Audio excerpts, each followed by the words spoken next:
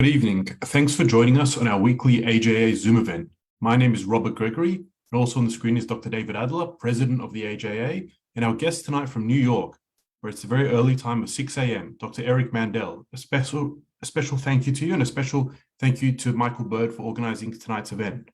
Before we start, I'd like to acknowledge the passing of Bella Hirschhorn, AM, who was 101 years old.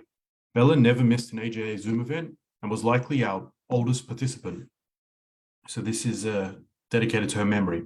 So the format tonight is going to be a short presentation from Dr. Mandel, followed by the chance to ask questions.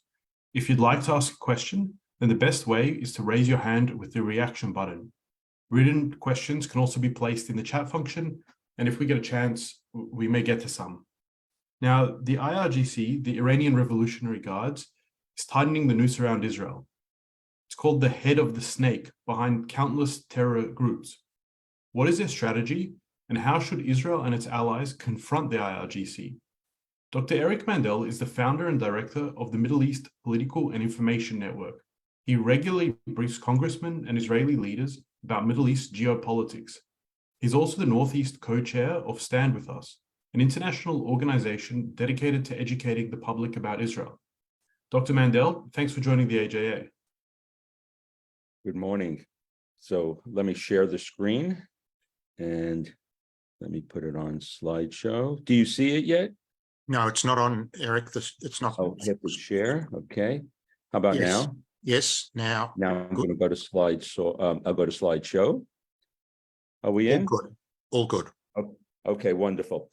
So first of all, thank you for inviting me. I appreciate it. Tommy, I don't know if you're out there, but thank you for introducing me to all your friends. It's a prelude to a trip that I hopefully will make to Australia one day. And so let's just get to it. First thing, the way the West looks at the Middle East, and I usually obviously say from America, because I'm an American who cares about American national security interests, Western security interests, is that we have a wrong timetable. We want immediate solutions in the West. So we think in days, the Middle East thinks in decades and centuries. I was listening to a speech by President Erdogan of Turkey, and he had references to things 700 years ago. And everybody got the idea of what they were talking about. Here in the West, things that are 20 years old are ancient history. So we have to understand the Middle East for where they're coming from. And when we impose too much of our perspective, we make mistakes. So we're going to tie this in, and we're going to quickly zoom in on Iran. So what should be Western American interests in the Middle East? Limit Iran in their expansionism, their hegemony in Iraq, Syria, Lebanon, and Jordan. And that's where one of the places they have their eyes on. We need to stop a nuclear Iran, but not just a nuclear Iran, all their expansionist and terror activities. And also here on the Western Hemisphere, they are Hezbollah and Iran make billions of dollars in money laundering from drugs. We want to, for the Middle East, just in general, weaken the Muslim Brotherhood. That's a Sunni version. We want, from a general point of view, to stabilize Pakistan and India. We want to support our allies, especially Israel. We want to minimize Russian and Chinese influence, which we have unfortunately invited in with America leaving the Middle East. We want to defeat radical Sunni Islamism, the Al-Qaeda, ISIS type. And the Muslim Brotherhood is not a benign organization. And so there are three places, and this is where we're getting right towards Iran, that even if America was totally energy independent, even if Australia was, 40% of the fossil fuels of the world go through three chokehold points. And this is one of the slides you should remember, because Iran, as you see the one on the right in the Straits of Hormuz, and I was recently right there in Oman and Qatar, could close that, and that would be a worldwide economic devastation. Everybody knows, obviously, about the Suez Canal, and there's a place down toward Yemen called Bab el-Mandeb, which is an incredibly important chokehold point. So that's a very important thing just on a geopolitical level, that why America needs to be strong on the seas. So now we'll get right into Iran. And I wrote Iran, and that's what Bibi Netanyahu had always said, was that when you talk about what's the most important thing, and he would always say Iran. Unfortunately, it's not so much Iran anymore because Israel has domestic issues that are affecting their foreign policy. And I'll just briefly touch upon that. So how did this all start? So I was very involved in the United States Senate during this happening from 2012 to 2015, when the JCPOA Joint Comprehensive Plan of Action came to be. And I had a front row seat in Senator Corker's office. He was the chairman of the Foreign Relations Committee. And President Obama assured everyone that no deal with Iran is better than a bad deal, and we're going to accept only a deal that ends their nuclear program. Obviously, that's not exactly what happened. What the JCPOA did was that it delayed the program, didn't delay it well, but it delayed the program.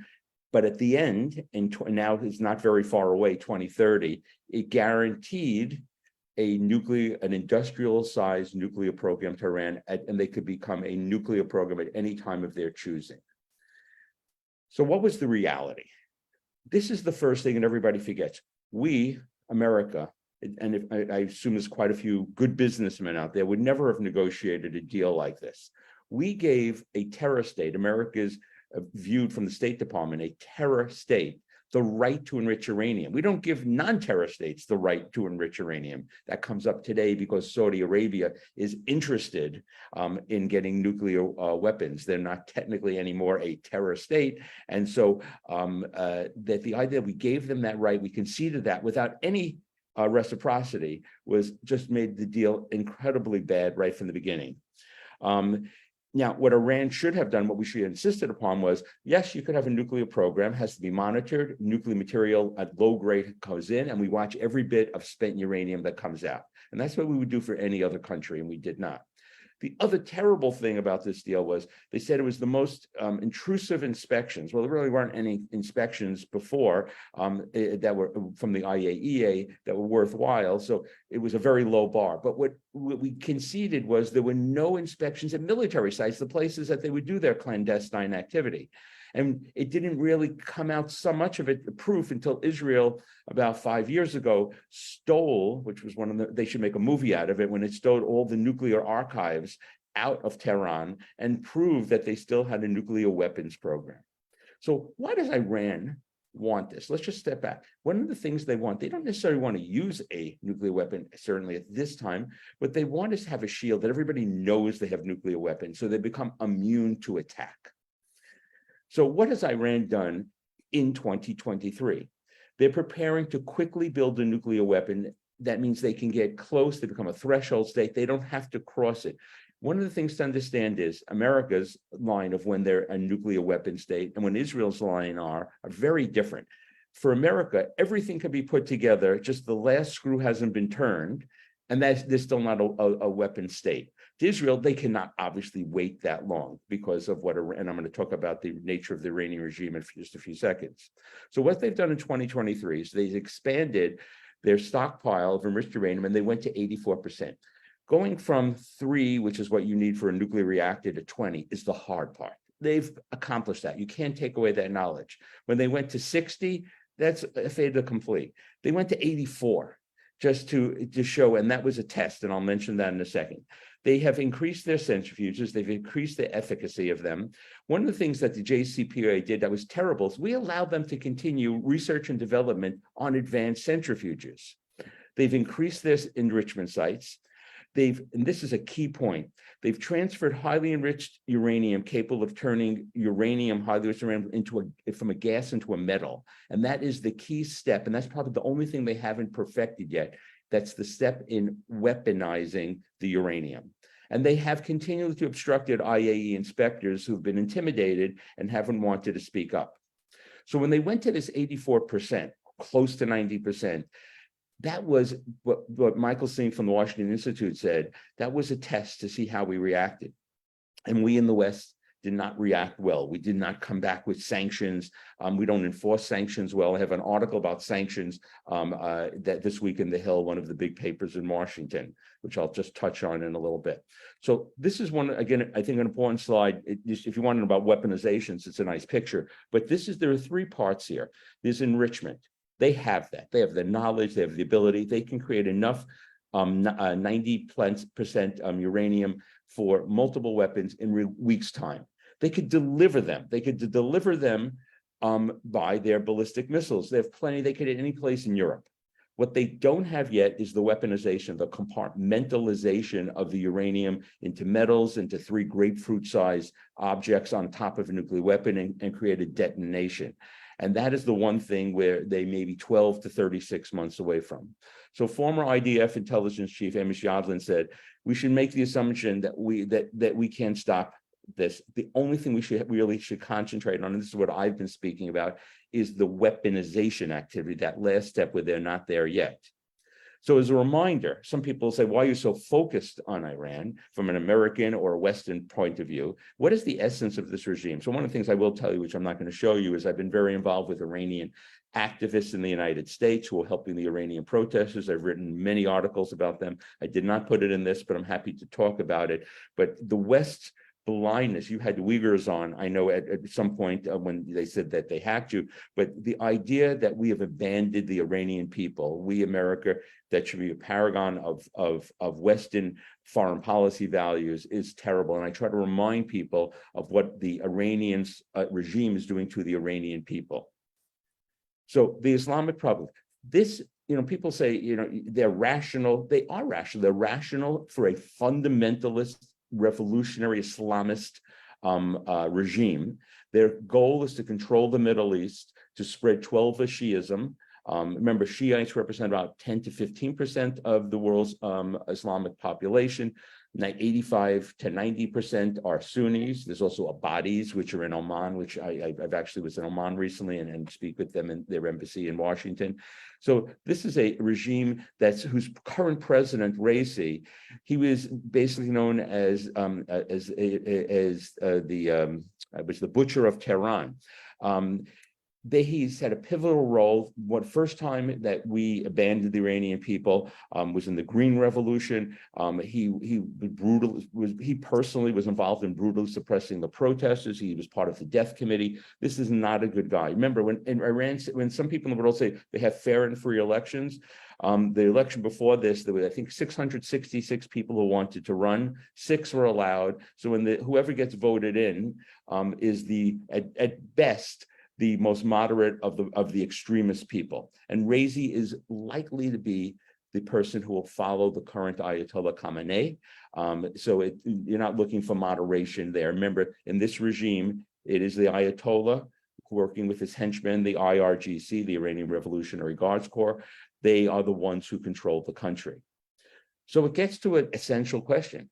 Can Israel strike an Iranian nuclear program, as they did in Osirak in 1981, as they did in Syria in 2007. And it gets to the Begin doctrine. Begin said, and by the way, Israel will never have let an enemy country develop nuclear weapons. It's actually the same thing the current Israeli opposition says. So the Begin doctrine is in place. Whether Israel's capable of it, we'll discuss in a bit.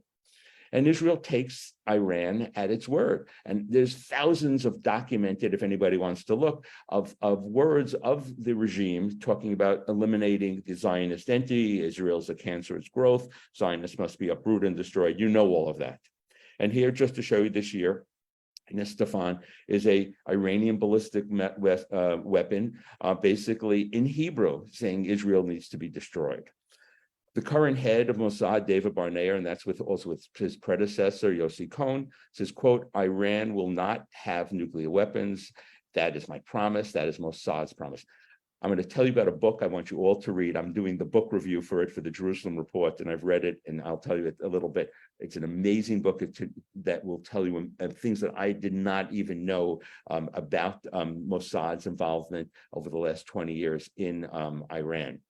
But Israel, right now, if they are going to do a preemptive attack, they have to strike soon, because we know about the deeply buried tunnels. They've gotten even deeper.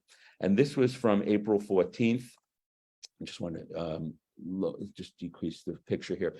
This is from April 14th, and we now believe that they may even be more deeply embedded that even our MOABs, our massive ordinances, the mother of all bombs, may not be able to penetrate it. By the way, Israel does not have, America has not given Israel MOABs, which are these massive ordinances. And even if we gave them to them, they do not have the type of planes to deliver them, B-52s, B-2s, and that is by choice from America. And so when people talk about it, if Israel had to hit a vulnerable spot, and I'll show you vulnerable spots, I think now, why am I not going anywhere? I am frozen. Okay, there we go. Sorry. These are one of the things I work with some think tanks, and these are open source pictures of how you find places in mountains where the vulnerabilities are. So a MOAB would go into like a portal that you would see there and be able hopefully to hit it with one shot. Israel would have to have multiple sorties of planes to hit the exact same spot with the type of weapons that they have, a very high level of precision that they would need, and obviously much harder to do that. And this gives you an idea of looking at what the tunnels look like within there and how deeply embedded they are and how fortified they are. And just to give you an idea of the size of the tunnels, these are some tunnels. Look at the size of the Iranian soldiers, the IRGC, I believe, and look at the size of ballistic missiles and look at the size of that tunnel. This is a very sophisticated regime. So will Israel, without American help, be able to hit and delay Iran's nuclear program? I will tell you something, people say, well, maybe Israel could do that and delay it 5 to 7 years. But I can tell you from talking to some leading Israeli intelligence, defense, security people, they say, you make the assumption that if we delayed them 5 years, that they would start rebuilding all at once again. And that you should not make that assumption. And that is from some people, one of the people who ran Chariots of Fire, Israel's largest preparatory war games. And remember, Iran is much bigger than Iraq. And there are so many places, and so many places we don't know where they are. But there are places that we do know that if in 5 or 6 or 7 places that you could truly delay their nuclear program. Certainly, we can't take away their knowledge, but certainly take away, at least on the enrichment part, their ability to enrich. Remember, there's a whole other way that you can enrich, which is plutonium, which is a different story. And I said to you before that that this is Yair Lapid, who's the opposition leader, and he made it clear. He says, "I talk with Bibi. We don't agree about anything, but the one issue, or one of the few issues of consensus, is that we will act if necessary. No Israeli government, really across the board, except for maybe extreme elements on the left, would not allow, would at least in rhetoric, would not allow Iran to be a nuclear capable nation." And that's the words. And this is America's national security advisor, Jake Sullivan, and he says, we acknowledge Israel has the right to act on its own. What's not spoken is they lean on Israel very hard, and there's actual negotiations now, which I'm happy to talk a little bit about a freeze for freeze deal with Iran, and it leads into something I'll talk about with the release of South Korean frozen funds. So will the U.S. and Israel create a joint strategy for Iran? So America's been now showing more pictures of these MOABs, of these bunker buster bombs, supposedly showing, don't forget, Iran, that we can hit you. And this is the book I was telling you about. It's not out yet. It's by the military intelligence writer for the Jerusalem Post and the former editor of the editor-in-chief of the Jerusalem Report. And this book, I mean, I can't tell you, it's fantastic. It's one of them, without giving away any secrets here, there are things that Israel has done brilliantly. One is, during the whole process of creating some of these nuclear facilities, Israel's embedded weapons that they can ignite, that once the facilities are built, they can blow them up. So it's amazing kind of things about Mossad's work with Iranian dissidents, with the United States. And basically, I think there was something that was alluded to before, that under Prime Minister Bennett, he articulated something that is now, I think, going to be happening even more, which is tacking the head of the snake, not just the snake's arms and their proxies around there, make Iran really pay. And so why should we be demanding, why should we be putting sanctions on Iran? Iran is a member of the Nuclear Proliferation Treaty, and it means that you can only use nuclear material for peaceful purposes. There are no peaceful purposes for 20%, 60%, 84%, 90% uranium. So what is needed is a verifiable long-term agreement. And if they refuse to sign it, then we should have sanctions that are enforced. What really is needed that we never did with the JCPOA is credible monitoring, access for inspections to all sites, including those military sites. And the other major problem that we, America, have is that we have focused and got the West focused just on their nuclear. So let's talk a little bit beyond nuclear and Iran of what's going on there. So we were blindsided by the Chinese mediation of rapprochement between Saudi Arabia and Iran. And so what does that mean for Israel, for the West, for the Abraham Accords and normalization? Now, this is me in Riyadh with the Saudi security team. And so why has Saudi Arabia turned to China and have this rapprochement? Because they see America has no serious plan to stop Iran's nuclear progress. They are looking for balance. They told me that our biggest fossil fuel customer for the next 25 years is China. They've read the tea leaves, but the Saudis and the Iranians, the Sunni Arab Wahhabis and the Persian Shiite Iranians they are going to remain bitter rivals. This is a tactical shift, more in Iran's advantage to my mind than Saudi Arabia, but it's not a profound strategic change. Mark Dubowitz, who's one of the from the Foundation of Defense Democracies, he said this is a lose for America of what's happened here. It demonstrates that the Saudis don't trust us. I can tell you directly that the Saudis, and there's a lot of things I know on the other side, from 9/11 to Khashoggi, of people who have nothing to do with the Saudis. But in that part of the world, we deal with interests, not shared values. And the Saudis don't trust us. And what they told me specifically multiple times is we're not respected. In that part of the world, people need to feel respected in order to be invited in. People could say that they've betrayed America, but for going forward, America's interests, you want to be with authoritarians that want to be on your side, as opposed to authoritarians who don't want to be on your side. And this has allowed China to fill the vacuum. But what do the Saudis want from America now? Their stakes have been raised. Now, this is what's literally going on in America now. Saudis have said, it was a grand deal here maybe to be made.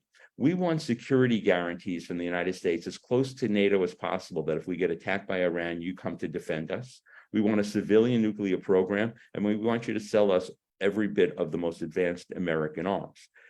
Biden is talking with them. Biden is talking with the Democratic senators that he has to line up if a treaty ever came to protect Saudi Arabia. I can tell you here in America, on the right and the left, people are not going to be interested in signing that. It would have to be closer to an executive order, which could be removed by the next president, like President Trump removed America from the JCPOA. Now, this is me. I don't know if you can see the little my name there. I was with two of the three of these people were the former former Saudi ambassadors to Iran, and this is at the Rossana Institute. Now, they have a whole institute in Saudi Arabia that focuses on Iran and publishes books about it. They are not unfocused on Iran despite this rapprochement. So they're very much knowing they are in the Iranian crosshairs. Next earthquake that we should realize is that the Russians, now we know that the Iranians sell the Russians drones to attack Ukraine. And by the way, that allowed the Europeans to delay pushing on to reinstate in the JCPOA there because of the Israeli intelligence revelation that it was Iranian drones being used by Russia against Ukraine. And the one thing Europe is united on is not on Israel, but is on Ukraine. And that was Israeli intelligence that broke that. But the Russians have promised to sell two things to Iran. If they get them, they could be game changers. So we have the F-35s.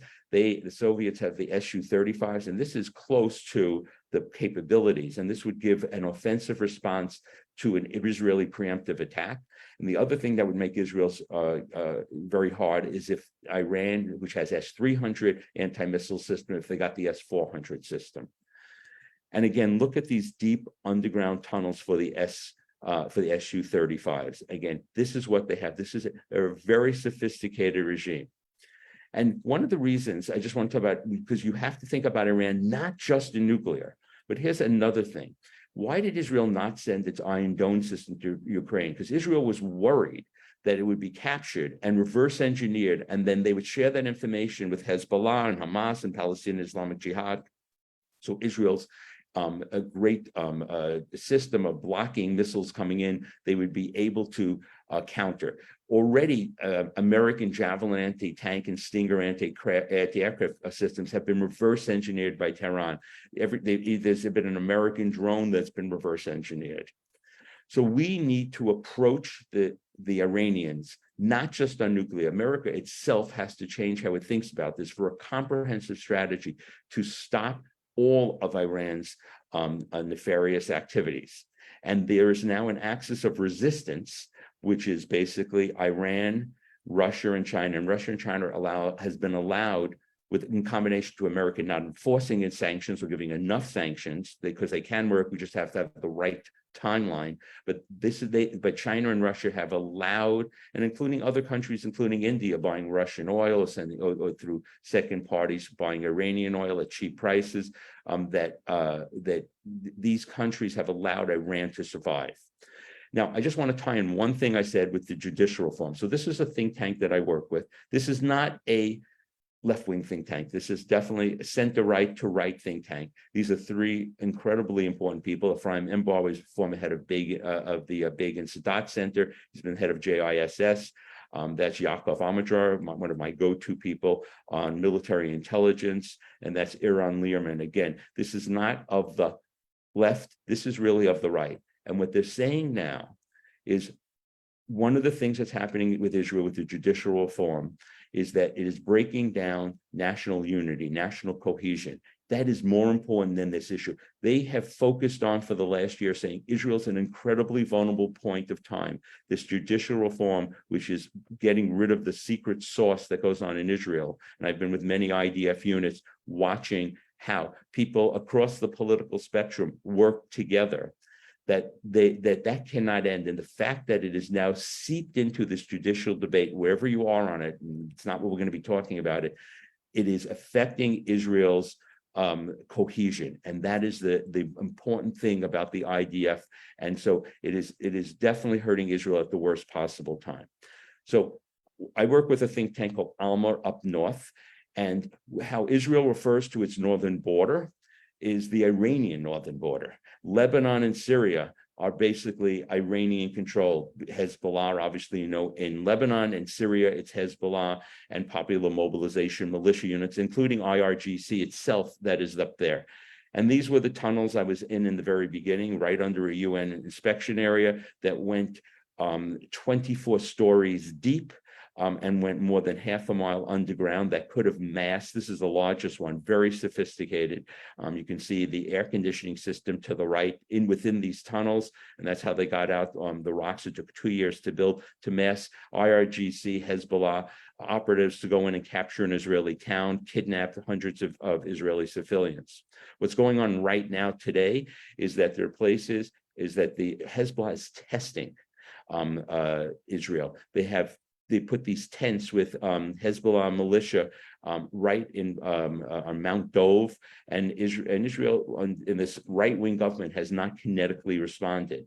They've also sent, the Hezbollah sent a missile into Ganja, a border town that's controversial from the Lebanese-Iranian point of view, and Israel did not respond. And so what this gets to is this strategy. What is Iran trying to do? It's trying to encircle and strangle Israel. Iran already has Iraq, both parliamentary, and they've embedded in Iran.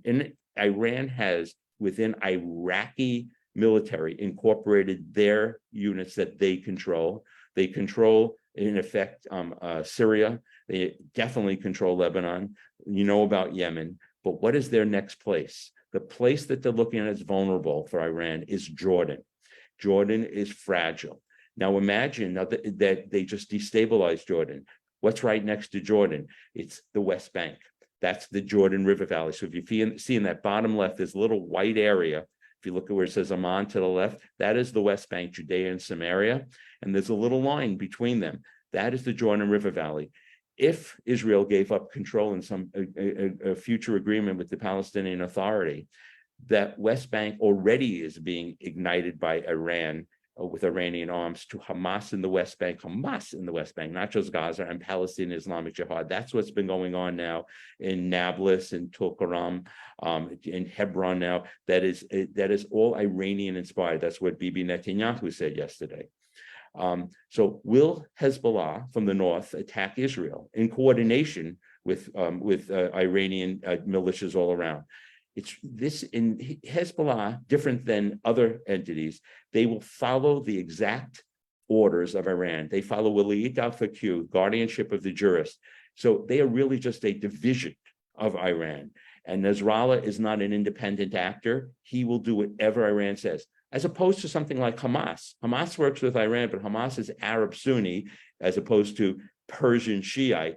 They work with them because they have a common enemy in Israel. They were opposite one another during the Syrian war. Hezbollah, I'll give you a quick anecdote. I met with the head of the medical program during the Syrian civil war, a Greek doctor, the head of the medical refugees in Lebanon from Syria, and he didn't know who I was. And he told me that in the 300 villages he had visited in South Lebanon, every village had in people's homes hidden missiles, Hezbollah missiles. So when you get independent confirmation of things we know, they have at least 150,000 missiles, many precision guided. So when Israel continually strikes, especially in Syria, they're trying to hit precision guided missiles. And that is the big game changer. And if we look here, the easiest route to go from Iran to Lebanon is through the Iraqi-Syrian border. And there are two places to go. The easiest place is called Al-Tanf, but most of them are going through a place called Abu Kamal. They also fly in missiles and for the parts to build factories that are there. American troops are in Al-Tanf, and Iranian-controlled militias are hitting American soldiers, and we're not responding. And that is a major problem to show our American weakness. And this is our former head of CENTCOM. I believe Australia is part of CENTCOM that's based in Doha. And he basically says that Iran's altogether their missile program, it's so big and so wide, and its strategic capacity is so enormous that if they decide to turn themselves on, it would be a devastation through the Middle East. And this is the last thing I'll say, and then we'll get to questions. So this is my article this week in The Hill, and this is the President Biden's release of Iranian funds that undermines U.S. Sanctions. Now, it's in Congress. It's hard to believe this is our Secretary of State Blinken. So he's saying that we've released $6 billion, I believe, of frozen sanctioned funds from that were Iranian funds that were blocked by oil exports, by oil sanctions. And he's saying we're going to continue to enforce the sanctions. They're not going to have any sanctions relief, yet we're releasing $6 billion in South Korea funds. It doesn't make any sense. What the world sees is America capitulating to the demands of the Ayatollah in a quid pro quo, 4 hostages in exchange for $6 billion. Those funds were held because the previous administration, the Trump administration, had tightened sanctions. The operative word here is Blinken saying there's no sanctions relief. We just released $6 billion in sanctions. And what's going to happen next, by the way, just to give you a heads up, is there going to be release of monies, Iraq paying Iran frozen monies for electricity that Iran has sent Iraq. And that might be another $8 or $10 billion. And that's next on our agenda here. Let me just go back one. So I mentioned to you, Al-Tanf. So as part of this unwritten agreement that's going on, that the Biden administration is supposedly negotiating and is negotiating with Iran with nuclear, is that they promise not to attack American soldiers in the Middle East. So what's the lesson the international community is saying is that we're paying extortion money, a payoff to a brutal regime that's belittling, humiliating America, and it's sending a message that America is feckless and has a lack of resolve. And then the claim that we're making is that Iran is going to get this $6 billion, and we have strong safeguards that it will only be used for humanitarian uses. Listen, we all know money is fungible, and Iran has chosen to arm their military. Remember this, the IRGC is parallel to the Iranian military, and it is more powerful, and that's where the money is going to go. And as a scholar from the Carnegie Endowment for Peace said, this deal will reinforce the view that taking hostages, the Iranian Revolutionary Guards taking hostages, is a lucrative practice with minimal costs. And I'm just going to leave this up for a second before I take this down.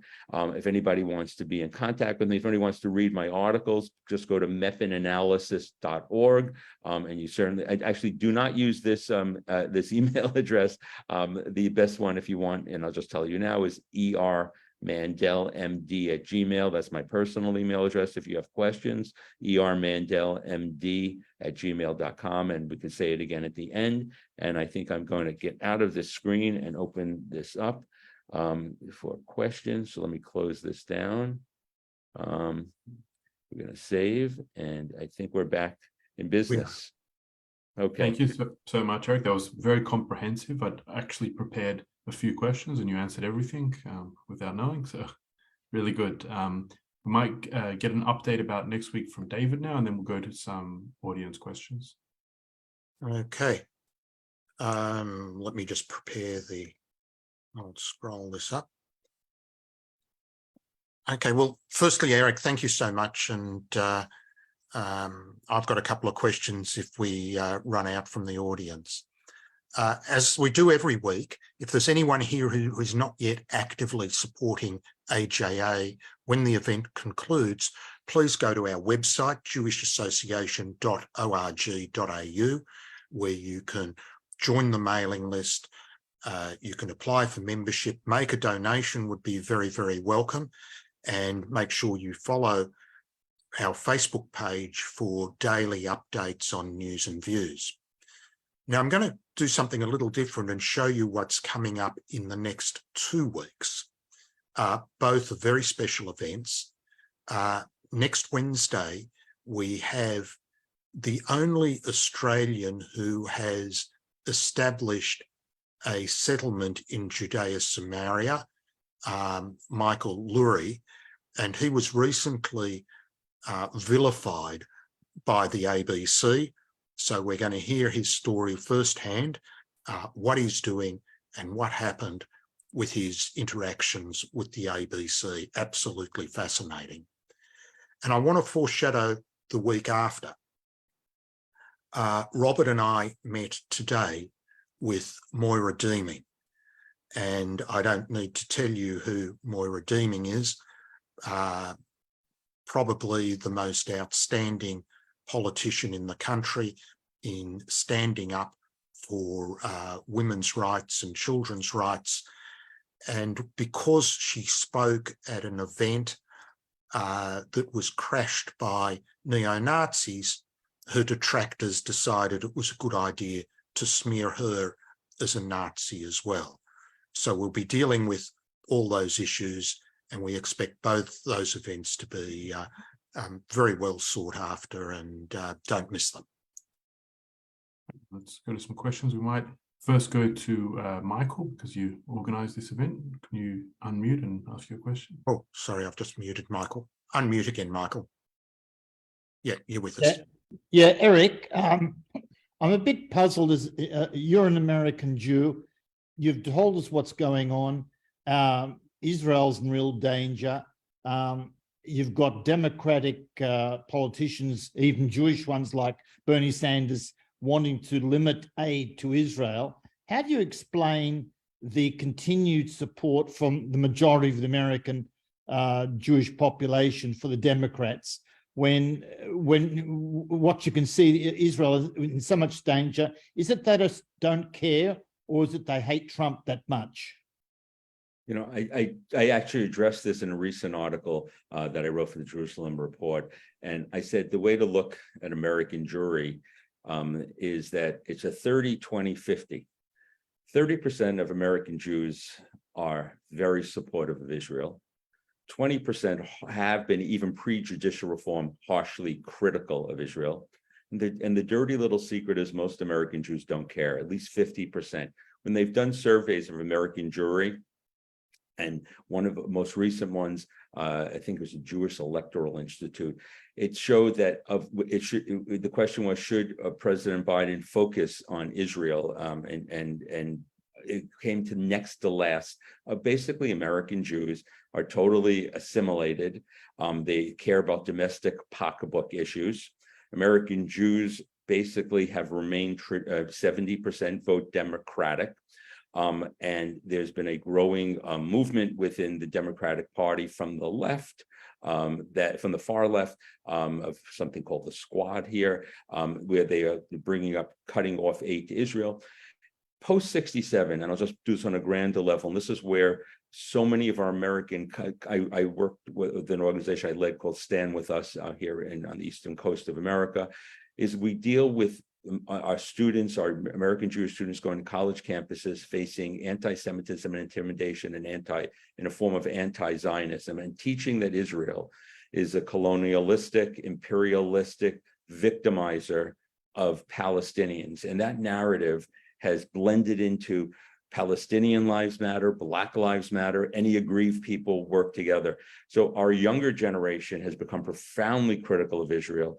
There's basically not this group I look at is a little bit older and so comes from a different place in the world and doesn't realize the importance of being Jewish. Their American Jews intermarry at 70%, which is indicative that Jewish values are not that strong, and it affects almost every family other than Orthodox families, but even is bleeding a little bit in there. So it is a paradox. I have my Christian friends say to me, "What are you Jews crazy? You're not out there speaking and defending Israel." A lot of it is unfortunately not caring, and a lot of it is that they look at Israel's particularism, that it's Jewish and democratic, and they find that offensive. It's racist. It's a Jewish state. They were raised in American universities on universalism, and that basically allows them to blind themselves to people they consider victims, Palestinians being one, as being not culpable and not part of the problem, if not all of the problem. And so it's a huge issue. It's a very good question, but it's a problem. I will tell you that Biden may be the last Democratic president who will refer to himself as a Zionist. Being called a Zionist, referring to himself as a Zionist today is a good way for you in polite conversation to make people look at you as a racist. That Zionism is racism is basically unspoken here, but is still definitely amongst many of the people, certainly of the left, as they are equal. We have all the same trends here, Eric, just a few years behind. Robert, you there? Oh, Jeff, do you want to unmute and ask your question? Shalom. It is stated by Gordon Chang on Foxtel that the enemy for the Chinese leadership is their own people.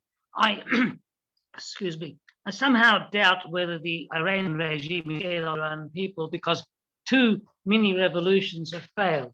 Do you think they're a third time lucky? Are you talking about an Iranian uprising? Yes. Well, so we, on a foreign policy values basis, have failed the Iranian people. In 2009, the Iranians came out in millions to protest. That might have been an opportunity for regime change. And President Obama at that time decided that he had a grand vision to make Iran part of the community of nations. And from my perspective, that was a failure to stand on a human values-based basis with the Iranian people. The truth of the matter is, we failed them in 2009, we failed them in 2017, we failed them in 2019, we failed them last year in 2022. There's nothing wrong with America and the West saying, we are for regime change. That's for the Iranian people.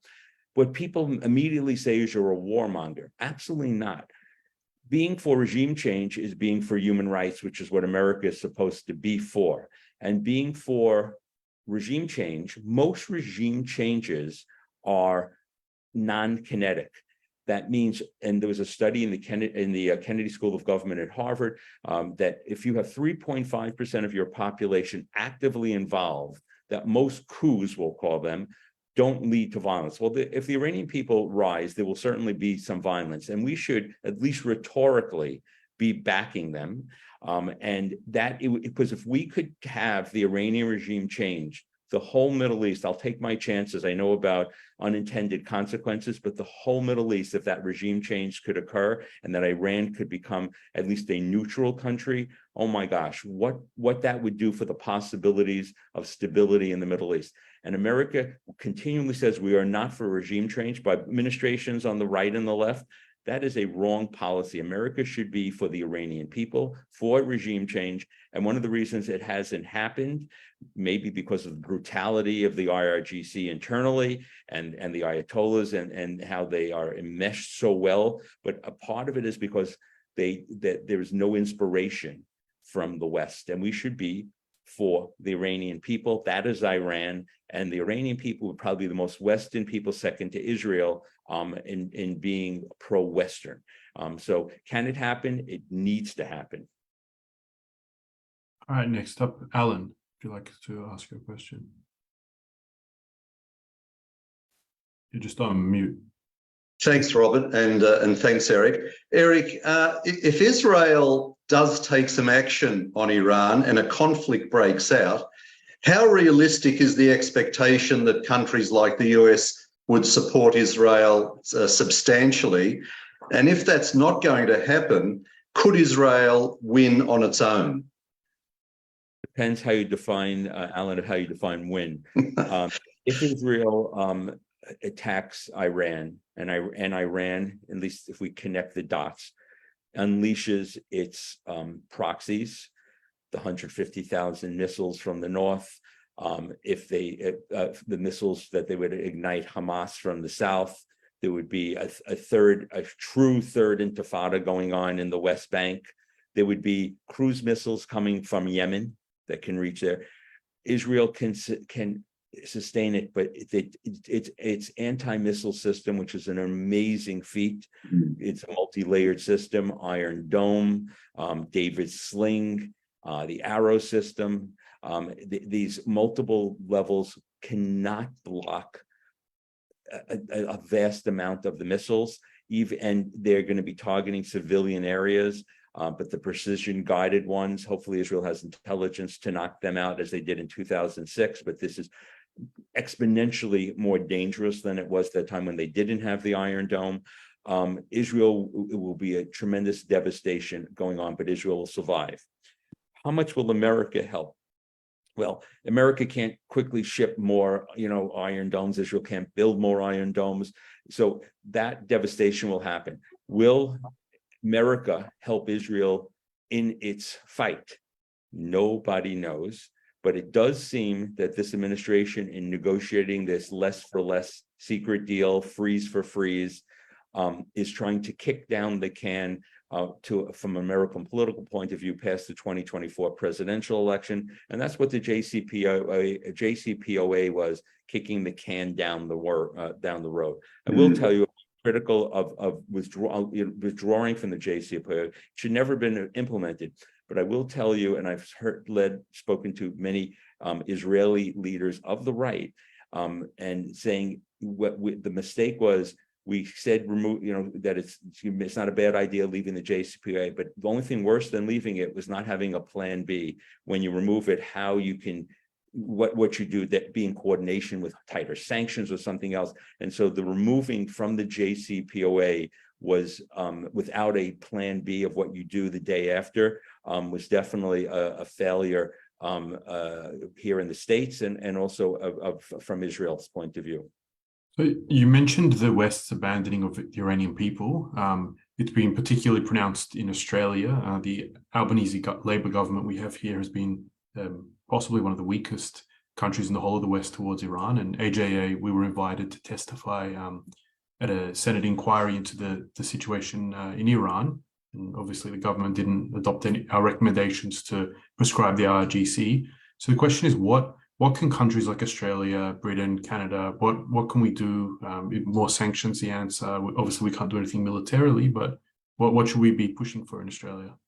I think to make it clear and to educate the public of those who are willing to listen is that we are pro-Iranian. Pro-Iranian means to be pro the Iranian people who are under a brutal regime, who by the tens of thousands have been tortured, humiliated, killed, rape used as a weapon. And that if you, on a human rights level, whether you're from the left or the right, we should be pro-Iran for the Iranian people. This regime is a brutal, terrible terror state. It's been on the American State Department list of state sponsors of terror for decades. So if you want to be pro-Iran, be for the people.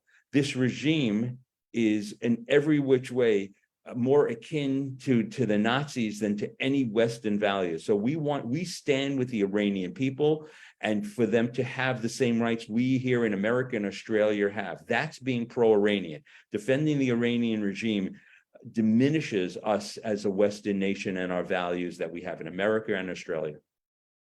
And yeah, I have to say, after we spoke, the Iranian people reached out to us, Baha'is, Kurdish people, regular people from Iran. So they're all saying the same things. The next question is I just want to point, Iran is only 55% Persian. The rest are everything from Kurds to Bullocks to Turks, I mean, to the Arabs. And of the Iranian Persians, a vast majority of them also are persecuted. But it is only a 55% Persian majority. Okay, Gary, would you like to ask your question? You've just muted. Gary, you need to unmute. Gary, I can't hear you. Yep. You're with us now. Thank you. You brought up a lot more than can surmise from even informed news sources. Thank you. My question probably follows on from Alan's in your talk after that. Politically, how would Iran excuse a nuclear attack on Israel? You know, I don't believe Iran wants to do that. I think Iran's remember, they think in decades and centuries. What they are looking for is everybody knows that the nuclear bully that's there. People will cow down to them. Their expansionism will continue. They may want to destabilize Saudi Arabia first, the home of Mecca and Medina. You remember, they are still, despite the rapprochement, bitter rivals. I don't believe Iran at this point is looking to attack Israel. Having said that, it is still possible. Why? Because the Iranian rhetoric from the Ayatollahs and the IRGC, it is baked into their DNA to one way or another destroy Israel. It may not be nuclear. They are looking right now just to strangle Israel, to demoralize Israel. What they're doing in the West Bank now, helping to create the situation for an intifada. All of that can be, and they are thrilled about the discourse that's going on in Israel right now over judicial reform, that there is fighting within there, so the national cohesion is breaking. They don't need a nuclear weapon. We're doing it to ourselves as Jews within Israel. And so that gets back to what that JISS think tank said. But could they? I wrote a piece about this last month.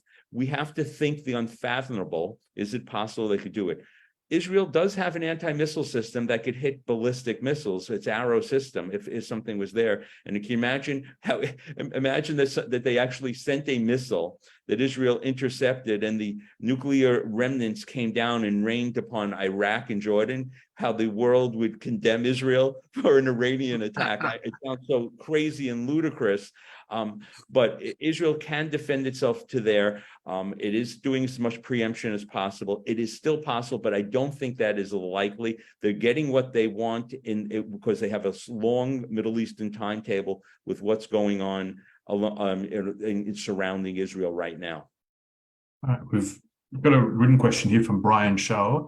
Do sanctions work, or are they more often bypassed? Okay, so please read my article. You could, which is about that we in America have, when we put sanctions on, we don't fully enforce them. President Obama, and I know this going back, he was against sanctions against Iran until Congress on a bipartisan level insisted and implemented them, and then did not fully enforce them, but took credit for them and said that led to the JCPOA. Sanctions, it depends upon your timetable. If you have a Western timetable, they won't work, even if fully enforced. Because remember, the Iranian resistance regime was being helped by China and Russia so their economy can keep staying afloat. They don't care about the Iranian people as long as they can get them from stopping protesting, and they can send them to the Evian prison to jail. Sanctions work if fully enforced and fully implemented, and America has not done that. And now we're watering down sanctions. So there are two types of sanctions, and I'll leave it after that. And please read the article. One are primary sanctions. So that's America saying to countries, to American citizens and companies, you can't do business with Russia or Iran or China on some levels for dual use or AI and things like that. And then there are secondary sanctions. That means you don't want you want other countries to respect your primary sanctions, the Indias of the world. But if they see America bypassing its own sanctions, they're willing to maybe not enforce American sanctions. For example, when you look at a country, India, closer to you, they snub their nose at us at sanctions and still happily buy Russian oil.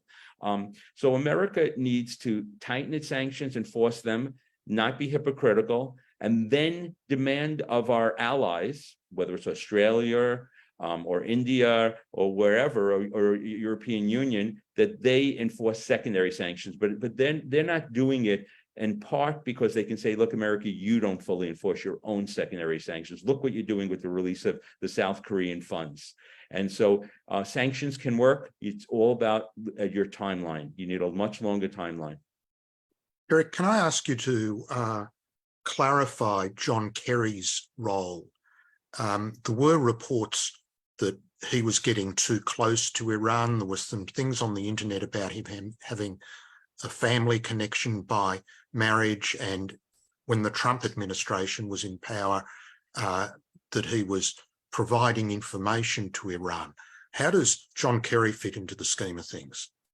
Well, I don't know anything about that. There is a person now who's been suspended from the State Department, who's the American chief Iran negotiator, Robert Malley, who is very intimately involved during the Obama administration in the negotiations and has been President Biden's chief negotiator. He has been suspended. People speculate of why he was suspended, and I don't have any strong information, but the fact that such a high-level person has been suspended has really gotten very little media attention, and he supposedly is very close with the Iranians. No, but again, it's really conspiracy theory of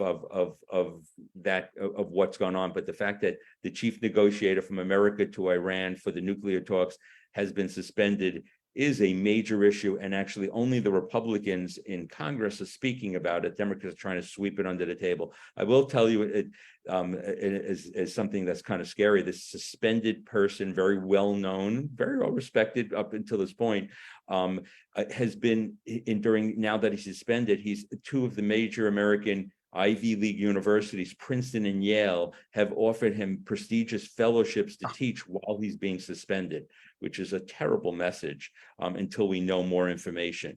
John Kerry right now is on the basically the Security Council. He would have a say on, even though his main thing is climate now, but he's still involved. All the players who were involved in the JCPOA still exist. President Biden was vice president. Wendy Sherman is still in the administration. You have Ben Rhodes. I mean, you have the same players, Tony Blinken, Jake Sullivan. They were all part of the Obama administration. but they are definitely much more moderate, and there's definitely not the animus to Israel that was during the Obama administration. There definitely is a certain feel that for all President Biden's complaints about Israeli settlements and the judicial reform, is undermining Israeli unity. Also, he is saying he's been certainly rhetorically much better than President Obama in relation to the U.S.-Israel relationship. Thank you. All right. Well, I think that's all we have time for. So first of all, I want to thank you so much, Dr. Mandel, for joining us tonight. And you mentioned you were going to tell us again how we can keep up to date with the work you do. So I'm going to tell you, so if you want to write this down, you can get onto my website called MEPINanalysis.org, MEPIN analysis, ANALYSIS.org. If you want to write to me, it's all lowercase, E.R. Mandel, M-A-N-D-E-L, M.D., medical doctor. I actually am a medical doctor, not practicing now, as a surgeon, a laser eye surgeon. And you can write to me. And if you want to know about, I have a consulting business, if any are entrepreneurs there, something called Mandel Strategies, working about people looking to invest in the Middle East or looking for the Middle East clients. But if anybody has that, you can certainly reach out to me. That's mandelstrategies.com, or sending me an email regarding that. And so it's a pleasure. I thank you for inviting me. And again, if anybody needs consulting, advising services about dealing with Middle East countries, that's mandelstrategies.com, and it's MEPINanalysis.org regarding my news, and ER Mandel MD to write to me at gmail.com. Yeah. Well, thank you so much. And if you ever look in the chat, I'm sure you can see that everyone is very happy with your presentation. Just before we go, the L'chaim Show with Morris Klein, it's on now at 3ZZZ or FM 92.3. That's all we have time for tonight. And don't forget, you can keep up to date with what AJA is doing by following us on Facebook and the other social media, making sure you're in our free email list at jewishassociation.org.au. But for now, we wish you a very good evening. We look forward to seeing everyone next week with our guest, Michael Lurie. Thank you.